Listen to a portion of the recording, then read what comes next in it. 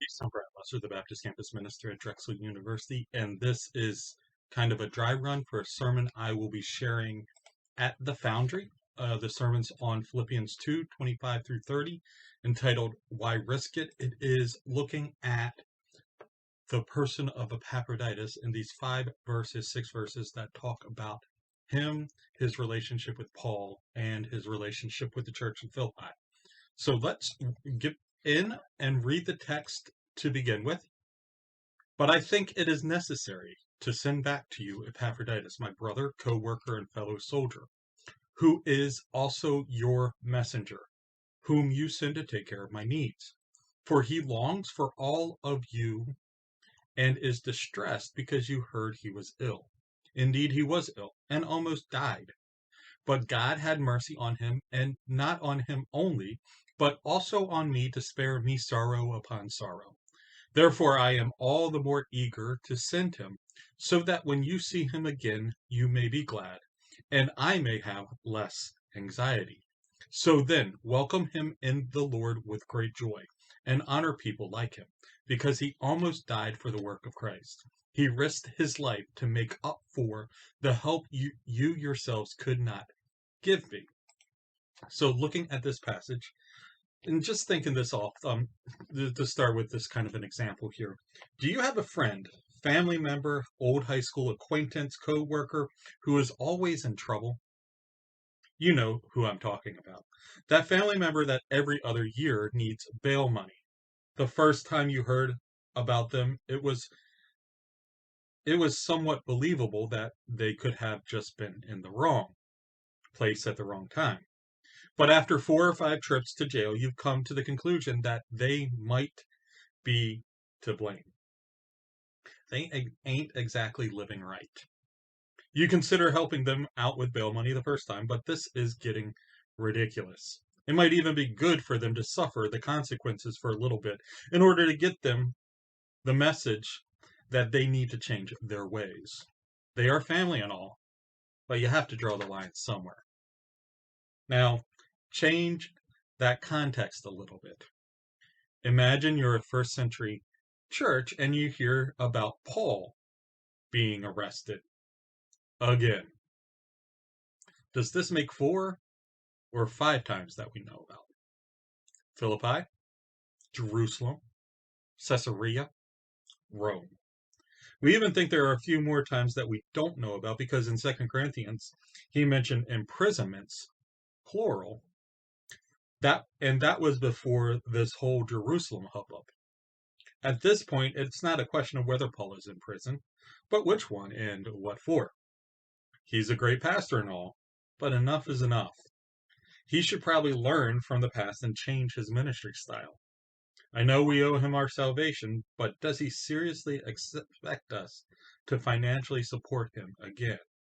And is he even able to minister from prison?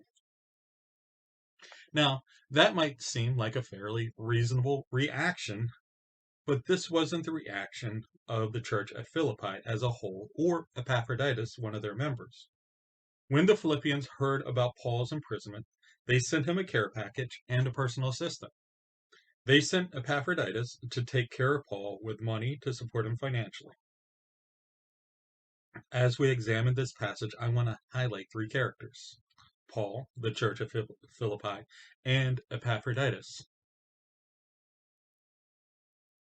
and how they all seem to react in the same way, with compassion, generosity, and a willingness to take risks for the sake of the gospel. Epaphroditus resembles his church, the First Baptist Church of Philippi. Just making up a name there.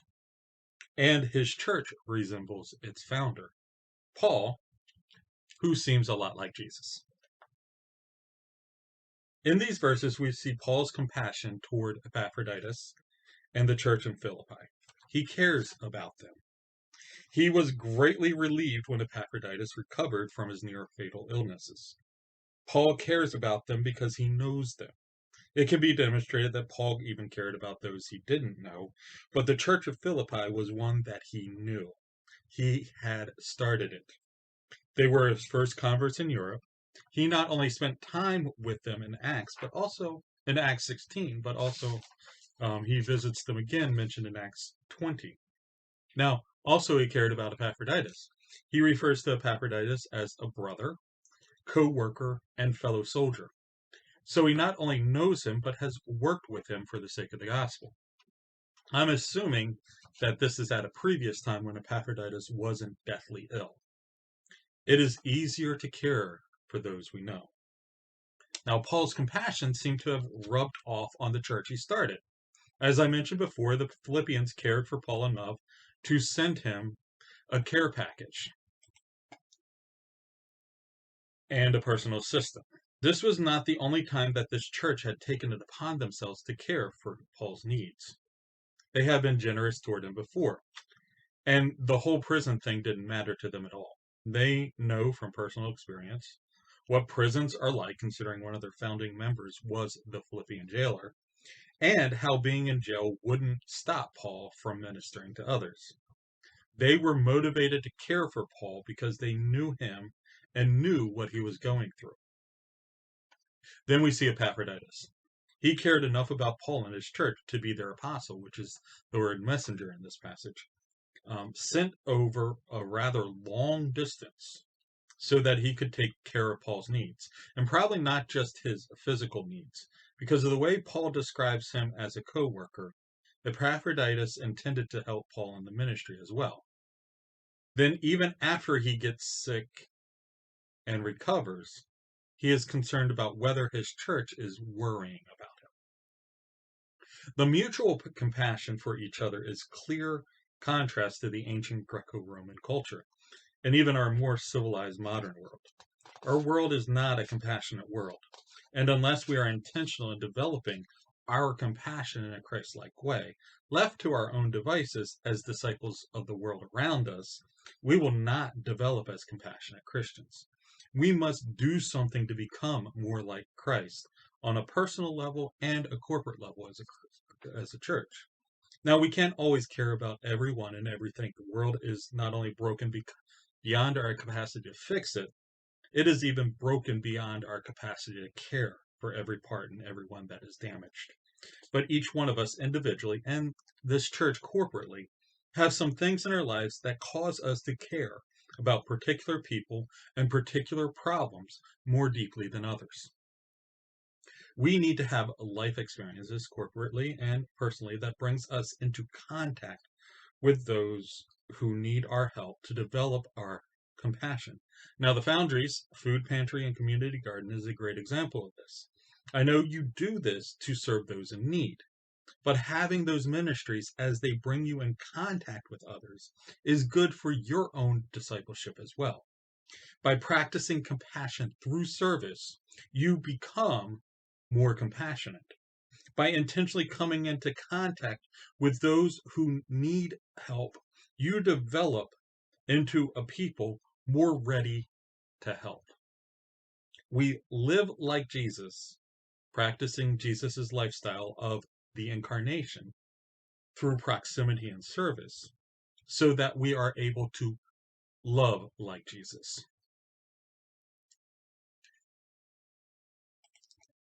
Victor Hugo kind of describes it this way.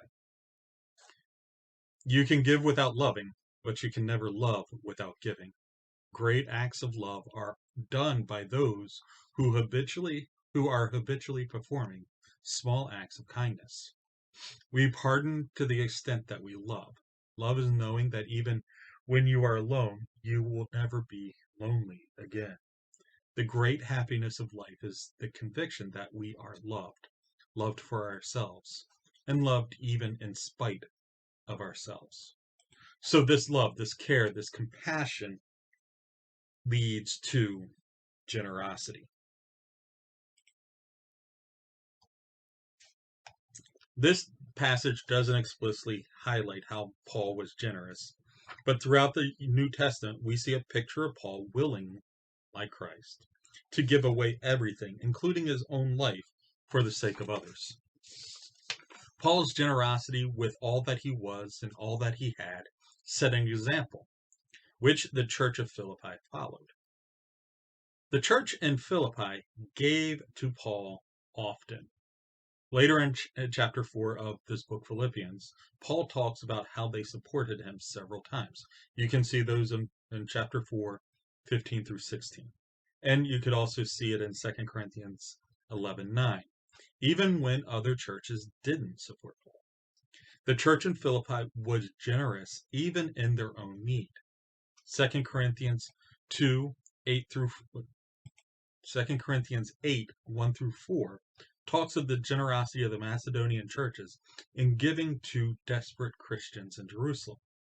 There were 3 churches that Paul established in Macedonia: the Thessalonians, the church of Berea, and the church in Philippi. Let's look at this passage. And now, brothers and sisters, we want you to know about the grace that God has given the Macedonian churches. In the midst of a very severe trial, their overflowing joy and their extreme poverty welled up in rich generosity. For I testify that they gave as much as they were able, and even beyond their ability, entirely on their own. They urgently pleaded with us for the privilege of sharing in the service to the Lord's people. Now, when your church is generous to others, even at inopportune times, it can create a sense in your membership that they too will be supported if needed. When you know that you have a generous support system behind you, you can take risks for the gospel that you otherwise would not. Epaphroditus knew that even if he went off to help Paul in prison, his home church would take care of him. Epaphroditus knew that if he ran into trouble, like an illness, while ministering for the gospel, his home church would be there for him in whatever way possible. If you're wondering what this would look like in the early church setting, the following quote might help create a picture. Aristides, a former Athenian philosopher and first known Christian apologist, writing to the Emperor Hadrian, approximately 124 CE, says this about 2nd century Christians. If any one among them comes into want, while they themselves have nothing to spare, they fast for 2 or 3 days for him. In this way they can supply any poor man with what he needs. I found that in Water from a Deep Well by Gerald R. Sitzer. Aristides writes this to contrast the Christians from the pagan Roman population. Our world is not typically a generous world. Both of the dominant economic theories in the modern world are based on the idea that there is not enough to go around.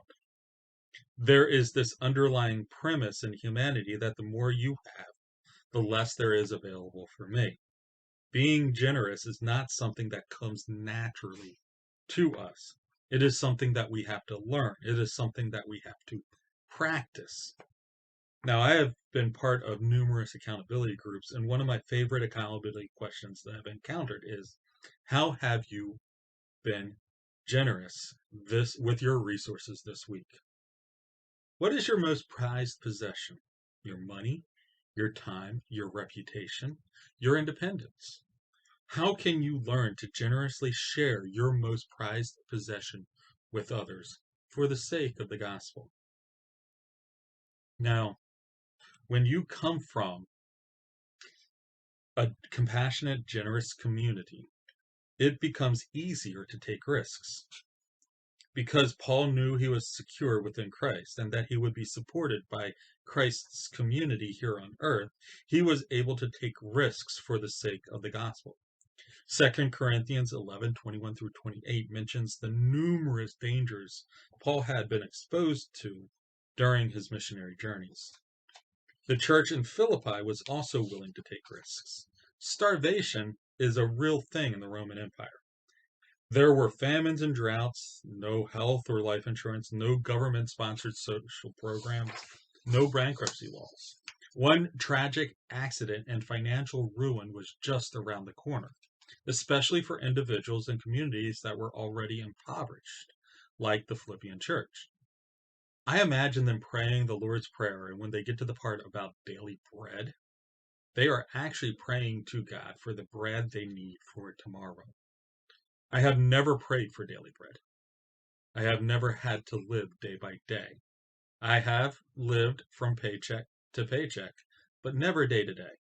I've never really had to pray for my daily bread the way that probably many of the Philippians had to pray for theirs. And I sometimes wonder if my faith has suffered because of it. Am I less likely to take risks because I'm not used to my life being risky? And Epaphroditus resembles Paul and his church in this manner. Traveling extended distances in the Roman Empire was a risky endeavor. Epaphroditus was willing to leave his home, maybe his family, maybe his employment, and travel a dangerous Roman road with potential storms, robbers, illnesses, injury, and even corrupt authorities. It was not safe for Epaphroditus to do this.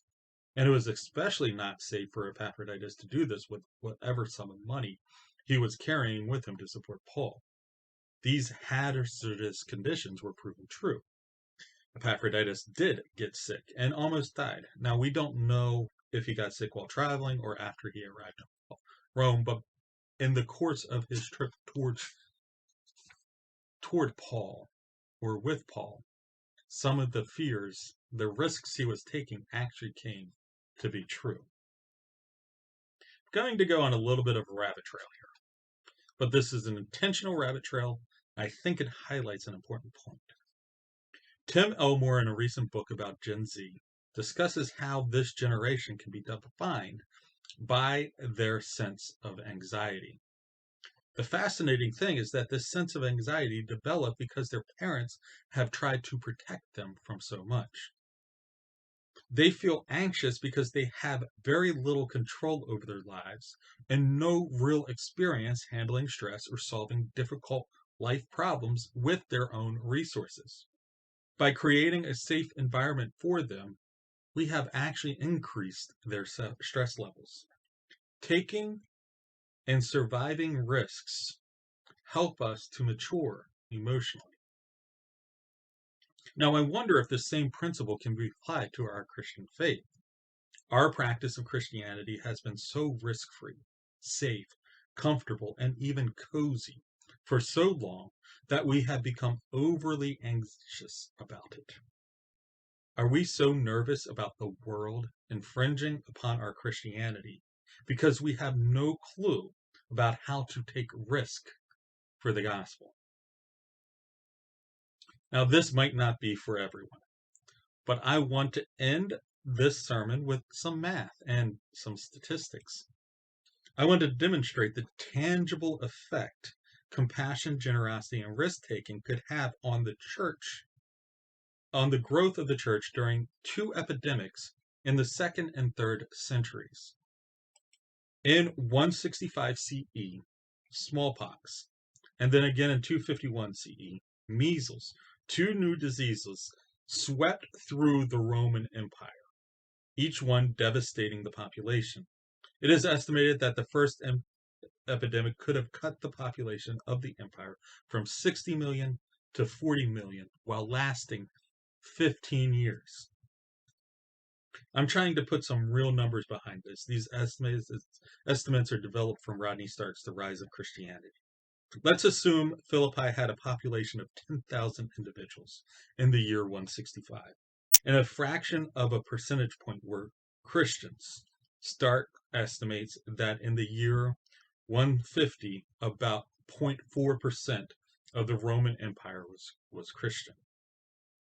I didn't see a population estimate for the city of Philippi, but it was definitely under 30. We're using 10,000 just to make the math easy.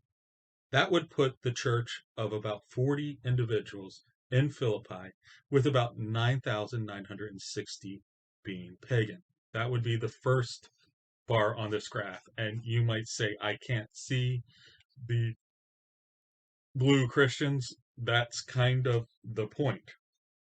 Now, when the epidemic hit, the wealthy pagans who had the resources left the city and hid in the rural areas.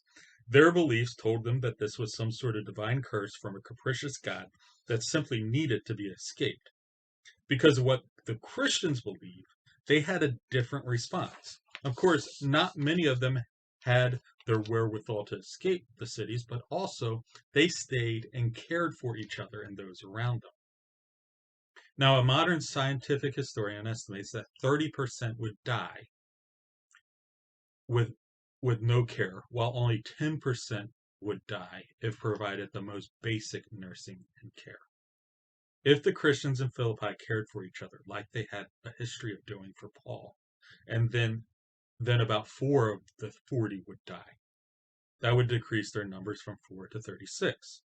But without that basic care, about 2,988 pagans would die, leaving 6,972. That's 28.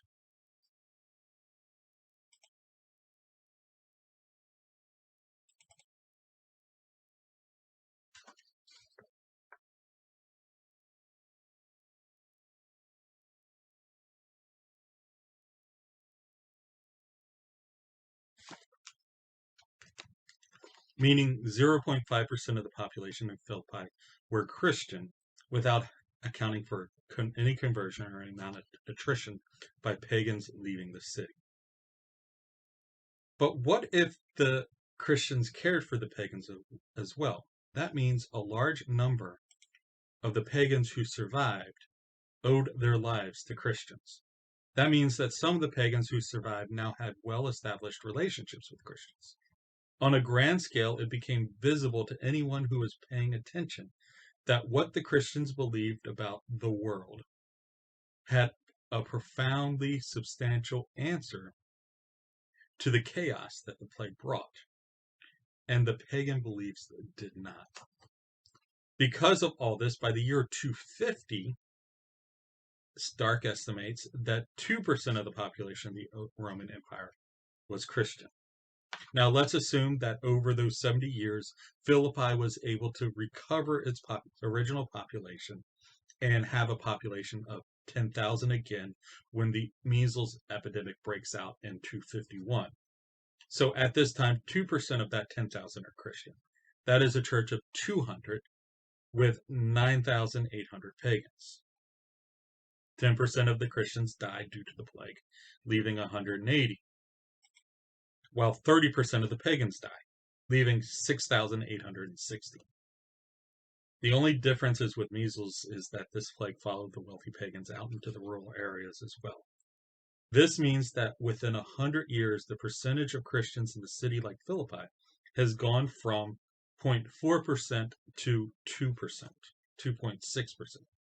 Not only has their numbers increased, but their numbers increased because they seem to have solved one of the devastating problems of the Roman world because of how they acted based on what they believed. A strong case can be made that the Roman Empire turned Christian because of our compassion, generosity, and willingness to take risks during these two epidemics. This is the really cool thing.